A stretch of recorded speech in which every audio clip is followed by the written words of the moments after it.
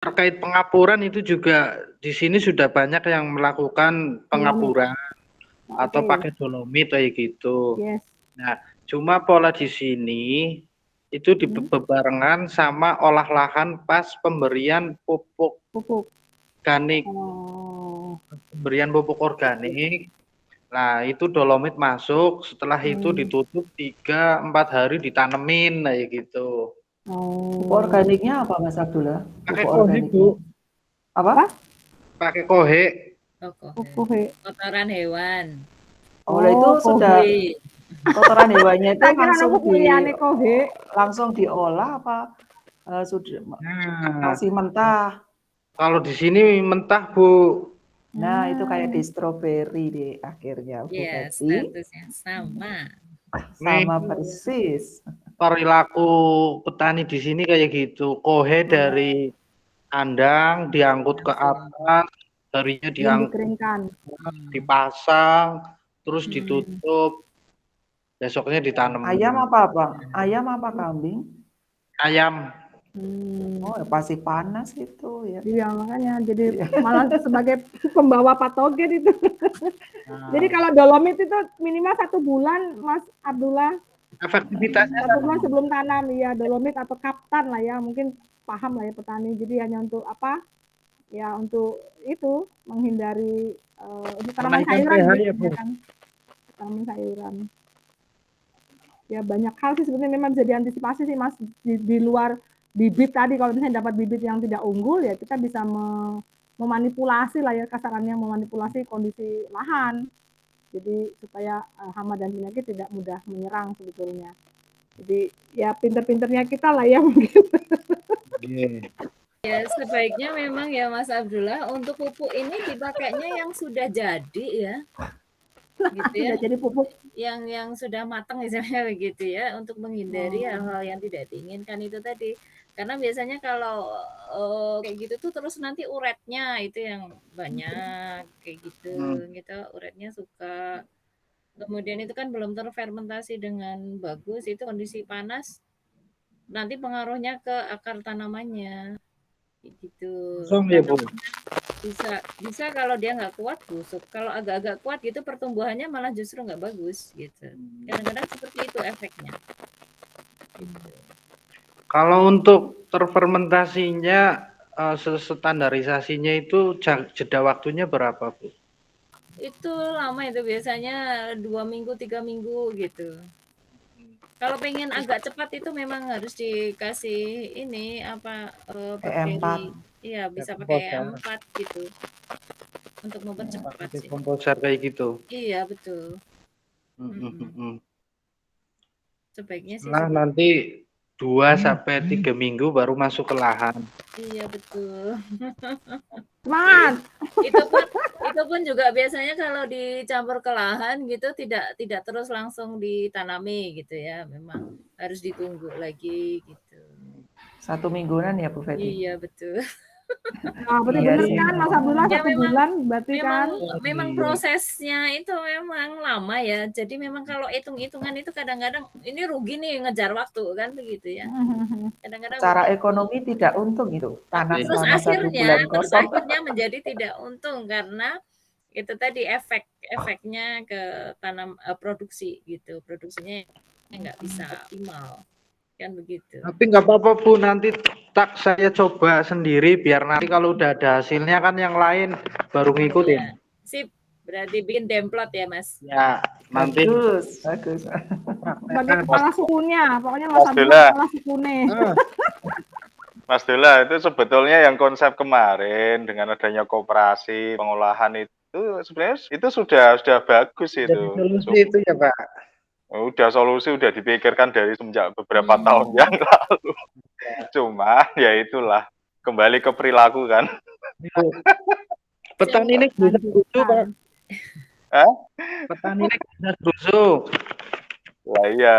Lah itu nanti kalau kemarin kan udah kelihatan ada apa namanya nematoda ya. Yang tempatnya siapa itu? Siapa? Tempat saya juga ada, Pak. Wes ono to nggonmu. Nah, itu nanti kalau jadi wabah itu baru pada care. Biasanya begitu. Jadi di awal Iya, itu nggak diperhatikan ya kan, cuek aja kan baru 1 heeh. kan gitu, nanti tahu-tahu 1 jadi Jadi 1000 pandemi, gitu jadi kan. pandemi nanti. Endemik, daerah endemik Jadi jadinya. pandemi Iya. di sana. Dari harus di Iya. lockdown nanti. Malahan sih sebenarnya Bu, kalau kita perhatiin secara jeli itu sudah ada nematodanya. Hmm.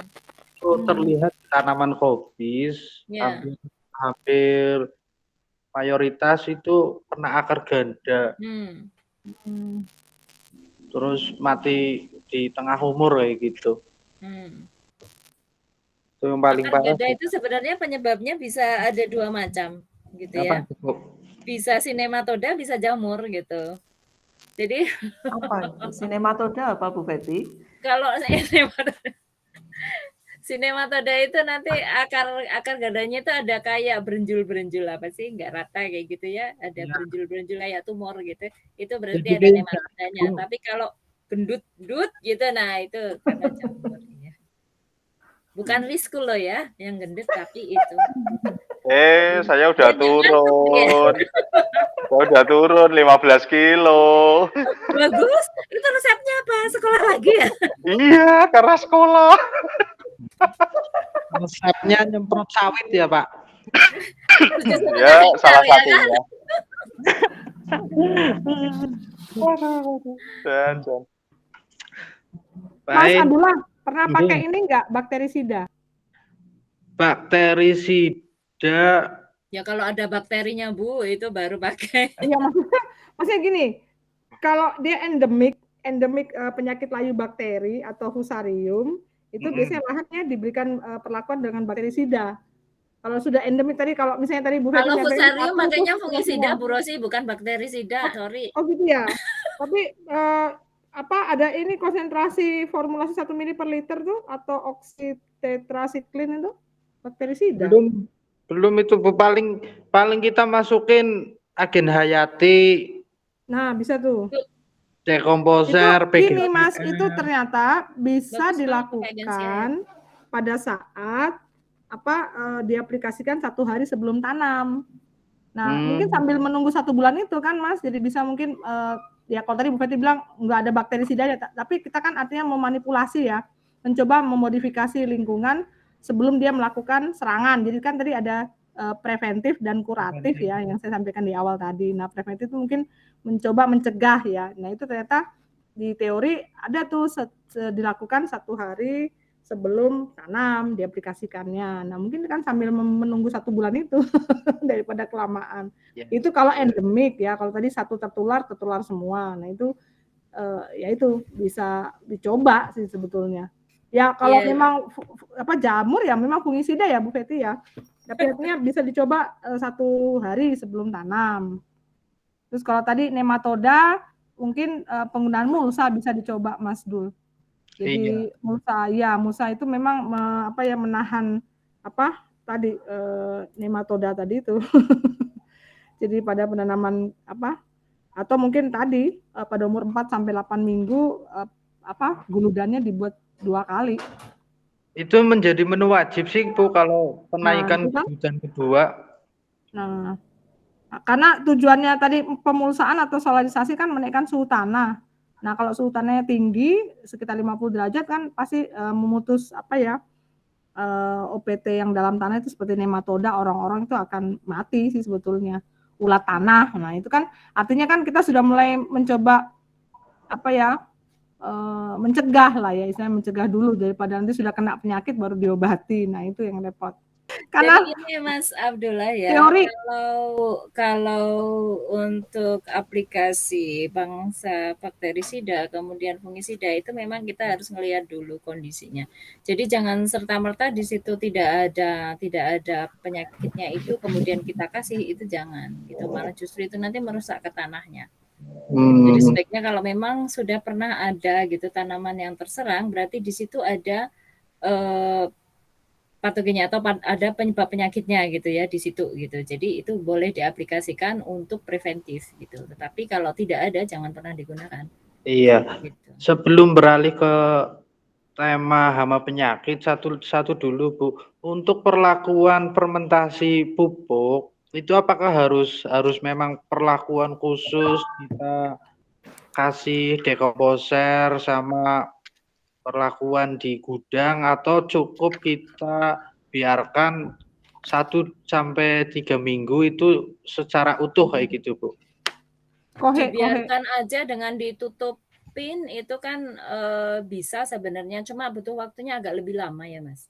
Oh, itu kalau yang model kayak gitu itu paling enggak berapa minggu? 1 bulanan. 1 bulanan. Kalau dibiarin aja kayak gitu ya. Iya, tanpa perlakuan lah ya. Nah, tapi sebaiknya memang sambil dibalik gitu, dibolak-balik gitu, seminggu dibalik, seminggu lagi dibalik lagi gitu. Jadi panasnya kan rata.